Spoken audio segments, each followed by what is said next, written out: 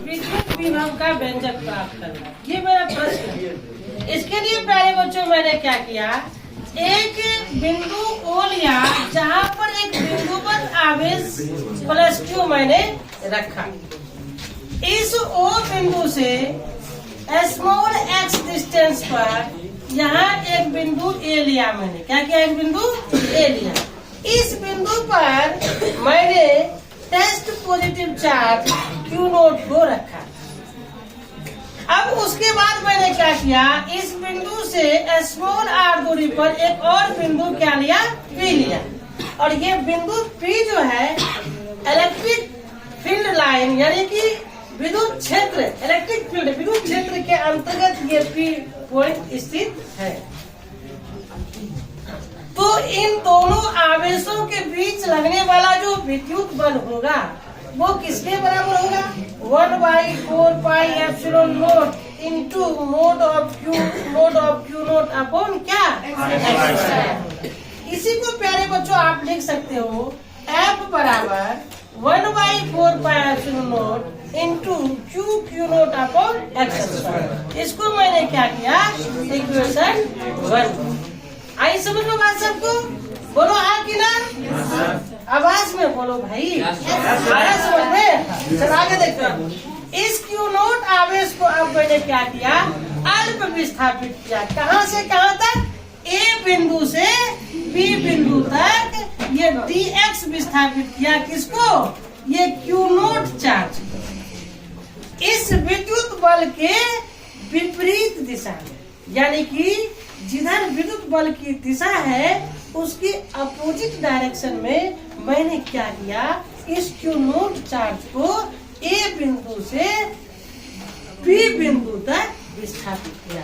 और इस विस्थापन को, इस अल्प विस्थापन को मैंने dx माना। क्या माना बाबू, dx माना। तो आप जानते हैं कि W बराबर होता है बल गुना विस्थापन, F गुना S। अब चूंकि फोर्स क्या है, F है, और अल्प विस्थापन क्या है, dx। ये माइनस यहाँ पे इसलिए मैंने लिया क्योंकि विस्थापन की दिशा बल की दिशा की अपोजिट डायरेक्शन में है, इसलिए दोनों के बीच का कोण 180 डिग्री बनेगा और कोस 180 डिग्री बराबर -1 होता है, इसलिए यहाँ पे माइनस मैंने। तो प्यारे बच्चों, विस्थापन अल्प हुआ है तो कार्य भी क्या होगा, अल्प ही होगा। अल्प कार्य को मैंने क्या माना, dw। तो dw बराबर क्या हुआ, -f इंटू dx। अब आप इस f के जगह पर f का ये वाला मान आप रखते हैं, क्या हो जाएगा, -1/4πε0 into Q0 upon x² dx हो जाएगा। किसका मान हुआ है, तो ये छोटा सा कार्य हुआ। कौन सा कार्य हुआ, अब इसी चार्ज को अगर हम अनंत दूरी से उठाकर P बिंदु तक लाए तो कितना कार्य होगा, हमें तब संपूर्ण कार्य प्राप्त होगा। इसके लिए मैंने यहाँ पे लिखा है कि Q0 आवेश को अनंत दूरी से विद्युत क्षेत्र के अंतर्गत r दूरी पर स्थित बिंदु P तक लाने में किया गया कुल कार्य वो क्या होगा। तो दोनों आपको समाधान करना पड़ेगा। इधर आप समाकलन किए यानी कि इंटीग्रेशन किए तो इंटीग्रेशन ऑफ dw हो गया, उधर इंटीग्रेशन करेंगे तो integration of -1/4πε0 Q0 upon x² और dx हो जाएगा। क्योंकि इस चार्ज को कहाँ से उठा रहे हैं, अनंत दूरी से, तो लोअर लिमिट अनंत आ जाएगा। कहाँ रख रहे हैं, r दूरी पर स्थित बिंदु P जो है वहां रख रहे हैं, तो अपर लिमिट क्या हो जाएगा, समझ में आई बात प्यारे बच्चों।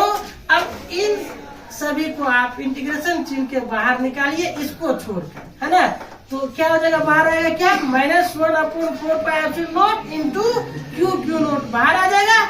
इंटीग्रेशन ऑफ अंदर में क्या बचेगा, 1/x², है ना। ये लोअर लिमिट इनफिनिटी और अपर लिमिट क्या हो गया, r हो गया, और यहाँ पे क्या है, yes। प्यारे बच्चों, अब आप इसको जब ऊपर ले जाएंगे तो इसके पावर का चिन्ह बदल जाएगा। +2 है, ऊपर जाने के बाद क्या हो जाएगा -2। इस प्रकार x के पावर -2 हो जाएगा। अब इसको फॉर्मूला पे तोड़ेंगे। फॉर्मूला होता है प्यारे बच्चों, integration of x to the power n dx is equal to x to the power n + 1 upon n + 1, यानी कि पावर में एक जोड़ दिए और उसी से भाग दिए। तो इस प्रकार ये क्या हो जाएगा प्यारे बच्चों, इसको ऐसे यहाँ लिख दिए। यहाँ पे क्या हो जाएगा, x के पावर -2 है, इसमें एक जोड़े -2 + 1 हुआ। इसी -2 + 1 से नीचे क्या किए, भाग दे दिए। ये लोअर लिमिट यहाँ आया, ये अपर लिमिट।